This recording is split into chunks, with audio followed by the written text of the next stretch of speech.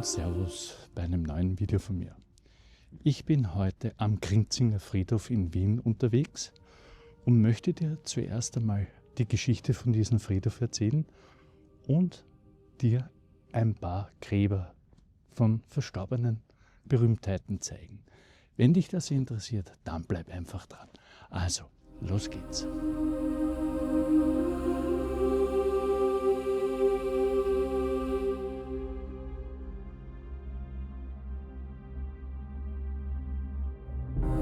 Mitten in Döbling, im alten Weinort Grinzing, liegt ein Friedhof, der über 200 Jahre Wiener Geschichte bewahrt.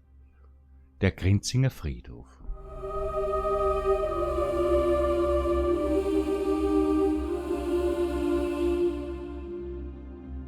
Heute umfasst er rund 42.000 Quadratmeter mit etwa 5.100 Grabstellen.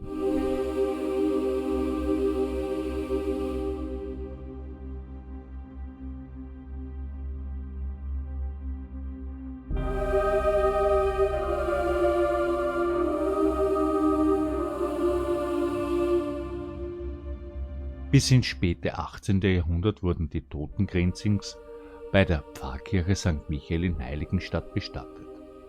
Nur während der Pest 1713 kam es zu Ausnahmebegräbnissen vor Ort.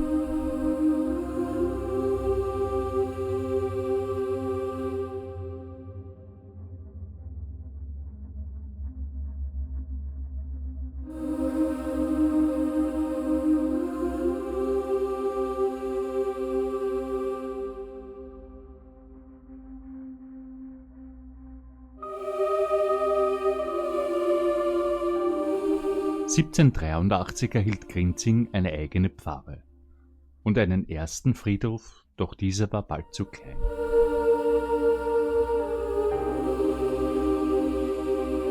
(1829) stiftete Franz Huschka Edler von Ratschitz-Burg ein neues Grundstück.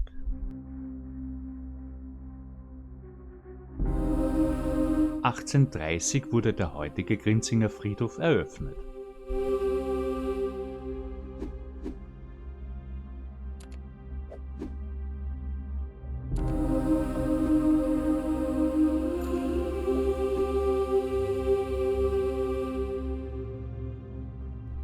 Im 19. und frühen 20. Jahrhundert wurde der Friedhof mehrfach erweitert. Gartengruften, Totenkammern und neue Grabfelder machten ihn zur zentralen Begräbnisstätte Döblings.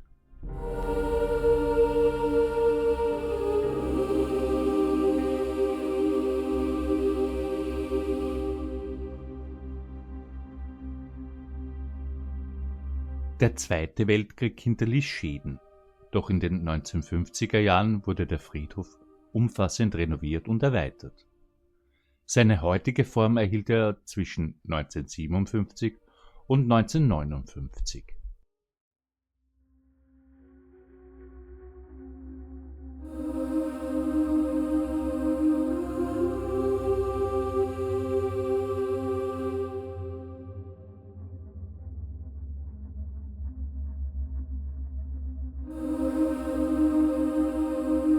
Heute ist der Grinzinger Friedhof ein stilles Geschichtsbuch, ein Ort des Abschieds und ein Spiegel der Entwicklung Grinzings, von einem Dorf zu einem Teil Wiens.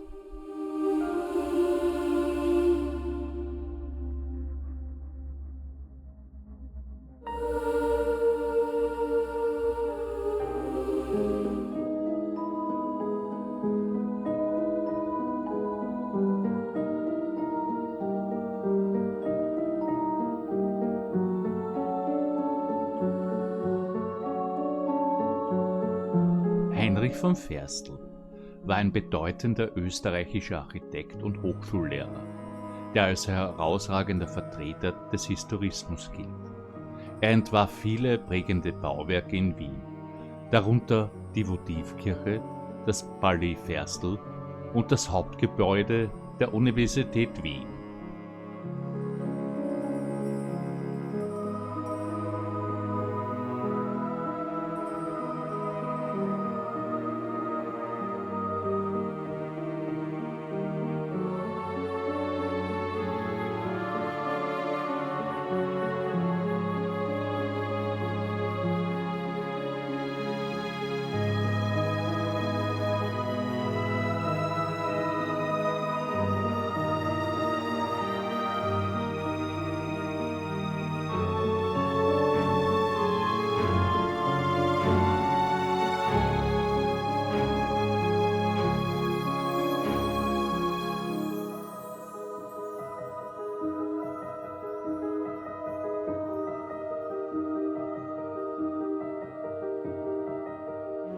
Albert Vordell war ein österreichischer Schauspieler. Er erhielt seine künstlerische Ausbildung am Breiner Konservatorium in Wien und debütierte 1948 am Theater, bevor er ab 1952 am Wiener Volkstheater und später am Theater in der Josefstadt spielte. Vordell war auch in Filmen und Fernsehen aktiv. Er ist zudem der Vater des Schauspielers Albert Vordell.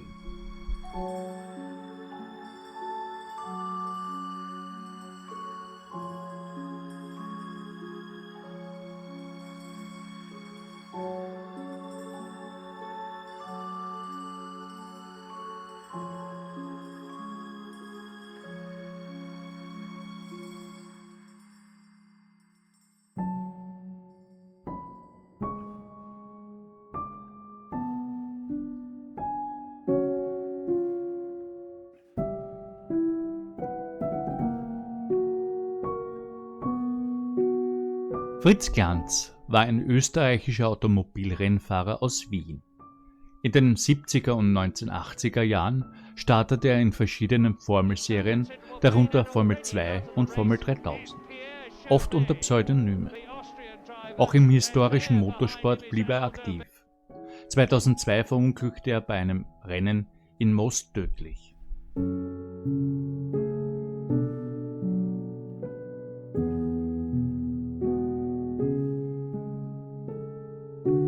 Hans Dichand war ein österreichischer Journalist, Medienunternehmer und Herausgeber der Kronenzeitung, die er 1959 in ihrer heutigen Form begründete und zur auflagenstärksten Tageszeitung Österreichs machte.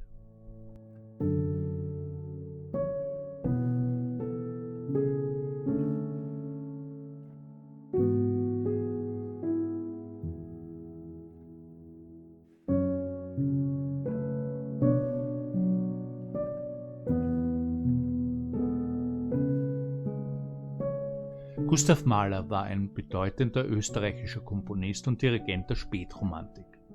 Er gilt als einer der wichtigsten Symphoniker seiner Zeit und prägte die Musik des späten 19. und frühen 20. Jahrhunderts. Mahler war zudem langjähriger Direktor der Wiener Hofoper, heutige Staatsoper Wien, und schuf ein umfangreiches Werk, darunter vor allem seine großen angelegten Symphonien und Lyriken.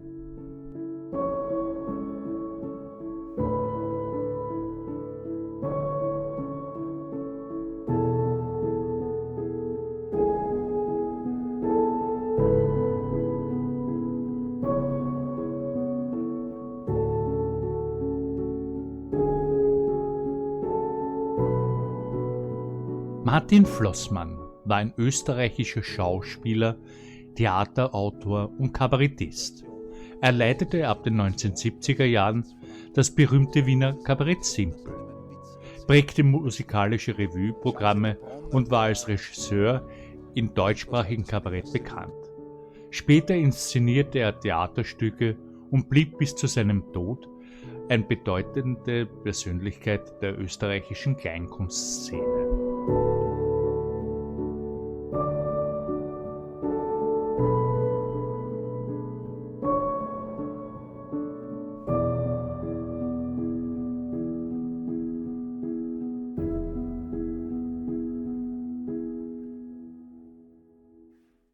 Herweg Seeböck war ein österreichischer Schauspieler, Regisseur und Kabarettist aus Wien. Er begann als Statist am Burgtheater, gründete eigene Bühnenprojekte und wurde vor allem durch seine kabarettistischen Stücke bekannt. Seeböck war an renommierten Bühnen wie dem Wiener Volkstheater und dem Burgtheater engagiert, wirkte als freier Schauspieler und Lehrer und trat auch in Filmen auf.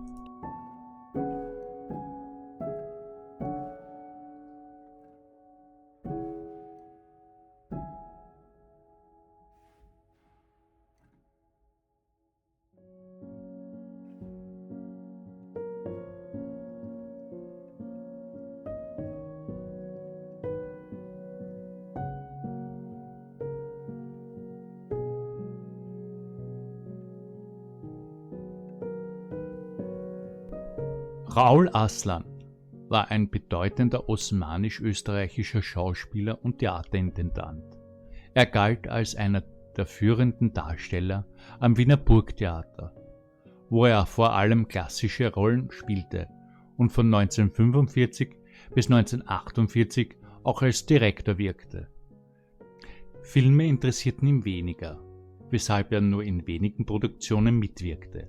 Aslan stammte aus einer Familie mit griechisch-armenischen Wurzeln, kam als Kind nach Wien und wurde später zu einem der bekanntesten Bühnenkünstler seiner Zeit.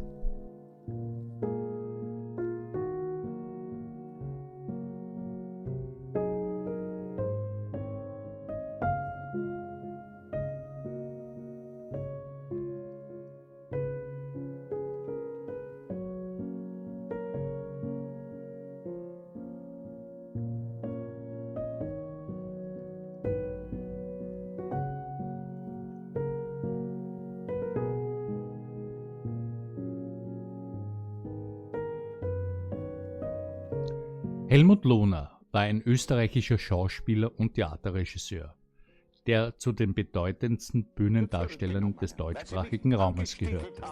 Er spielte viele Jahre am renommierten Theater in der Josefstadt und war von 1997 bis 2006 dessen Direktor. Lohner trat in großen Rollen auf, darunter mehrfach als Jedermann bei den Salzburger Festspielen, wirkte in Film und Fernsehen und prägte Jahrzehnte das Theaterleben.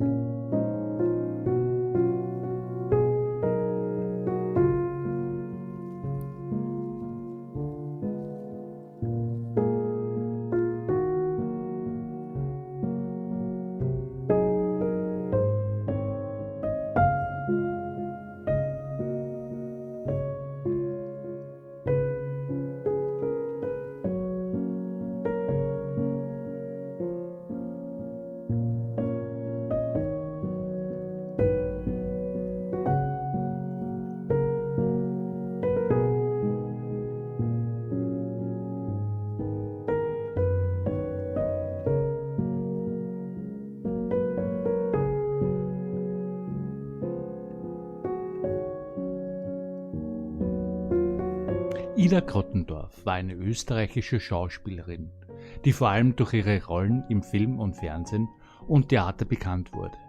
Sie spielte in zahlreichen Filmen und Serien mit und war besonders im deutschsprachigen Raum als vielseitige Charakterdarstellerin geschätzt. Grottendorff war mit dem Schauspieler Klaus-Jürgen Wussow verheiratet und gehörte über Jahrzehnte zu den prägenden Gesichtern der österreichischen Schauspielszene.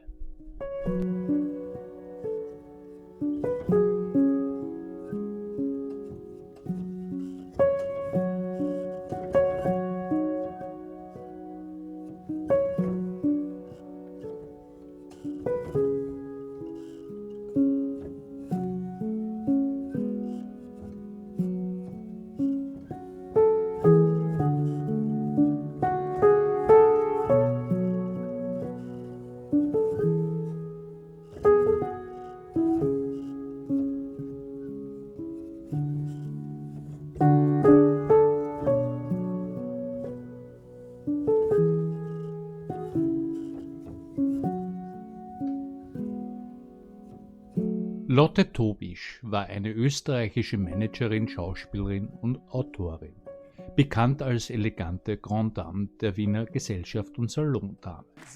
Sie erlangte besondere Bekanntheit als Organisatorin des Wiener Opernballs, den sie von 1981 bis 1996 leitete, und engagierte sich später als Präsidentin des Vereins Künstler helfen Künstler in Baden.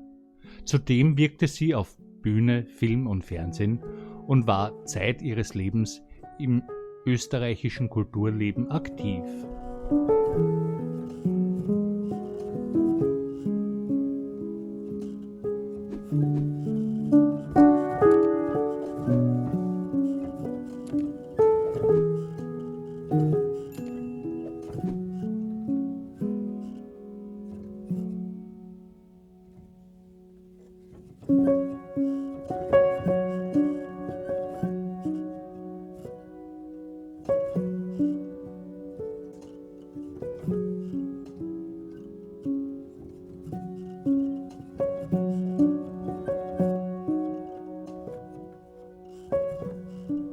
Richard Mörtel-Lugner war ein österreichischer Bauunternehmer, Projektentwickler, Entertainer und Reality-TV-Darsteller.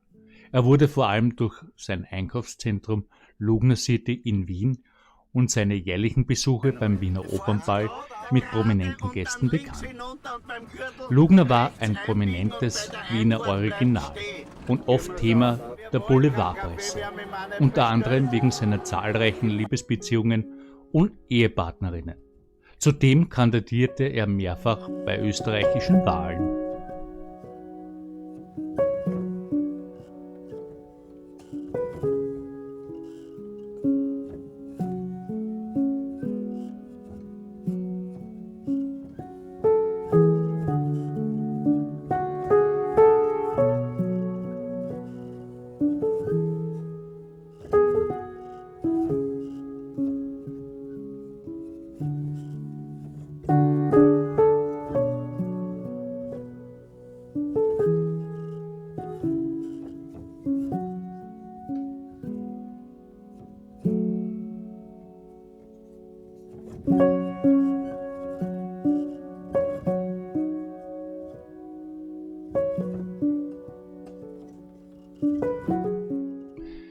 Paul Löwinger junior war ein österreichischer Schauspieler und Kabarettist, der vor allem im Theater und Fernsehen wirkte.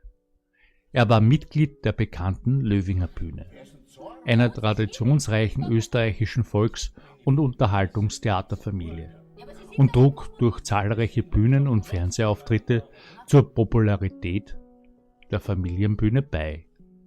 Schade, dass sich keiner mehr um dieses Grab kümmert.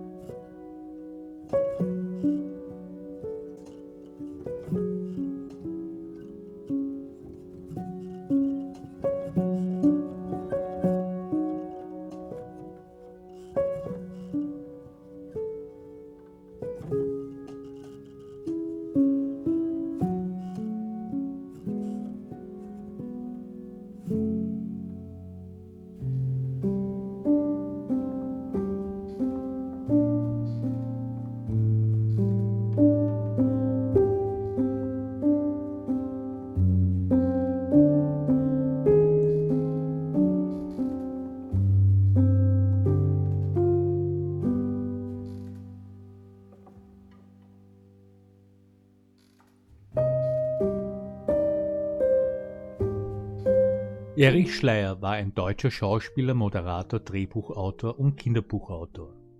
Nach seiner Flucht aus der DDR 1968 wirkte er an zahlreichen Theatern und wurde vor allem in Wien durch Bühnenrollen und seine Arbeit im Kinderfernsehen bekannt. Ich bin sehr erfolgreich in meinem Beruf als Schauspieler.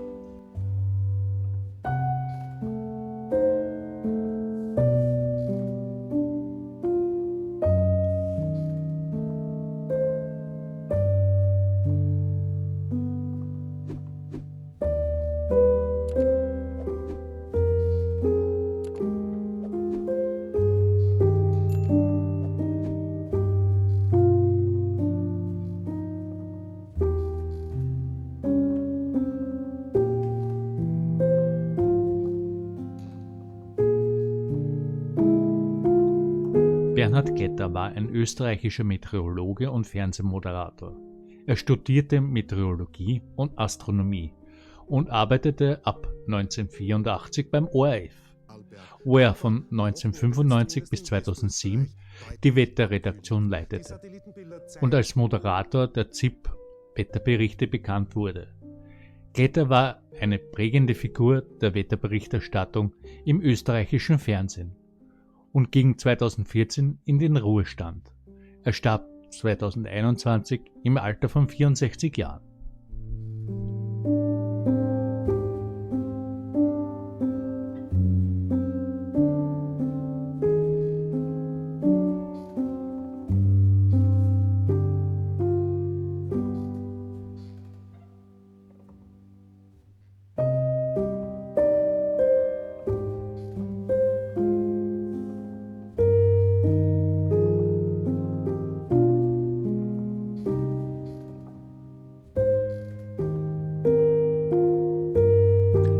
Attila Hörbiger war einer der bedeutendsten Schauspieler des 20. Jahrhunderts im deutschsprachigen Raum. Als langjähriges Ensemblemitglied des Wiener Burgtheaters prägte er Generationen von Theaterbesuchern und verkörperte mehrfach den Jedermann bei den Salzburger Festspielen. Auch im Film war er vielfach zu sehen.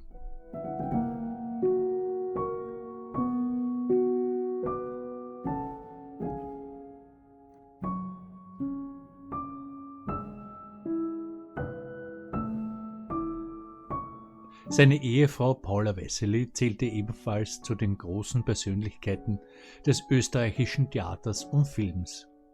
Sie wurde ab den 1930er Jahren durch Kinoerfolge wie Maskerade berühmt und stand jahrzehntelang am Burgtheater auf der Bühne. Gemeinsam galt Hörbiger und Wessely als eines der prägendsten Schauspielerpaare Österreichs.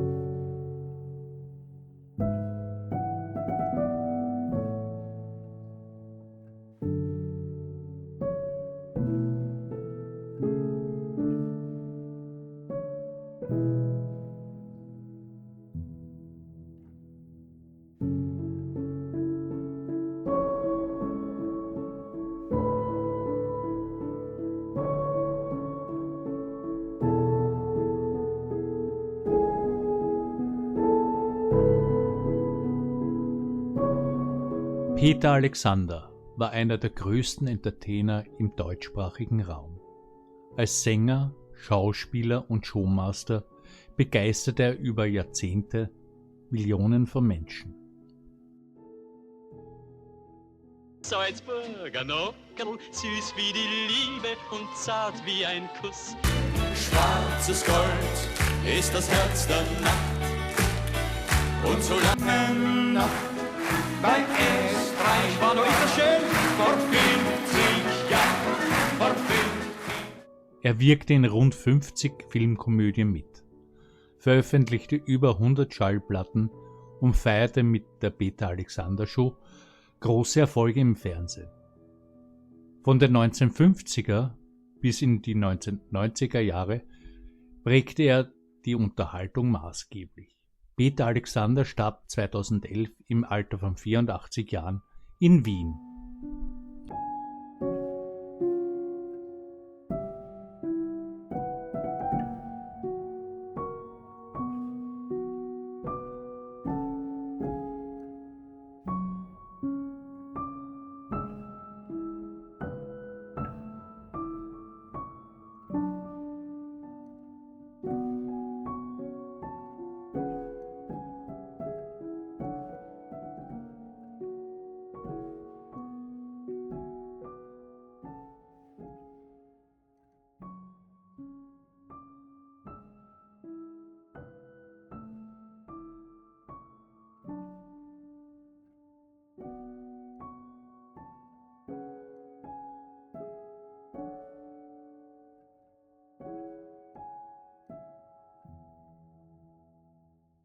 Ja, das war das Video über den Grinzinger Friedhof hier in Wien.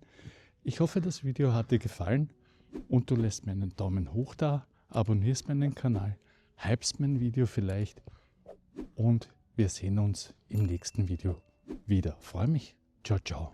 Dein Gotteifler. Also, ciao.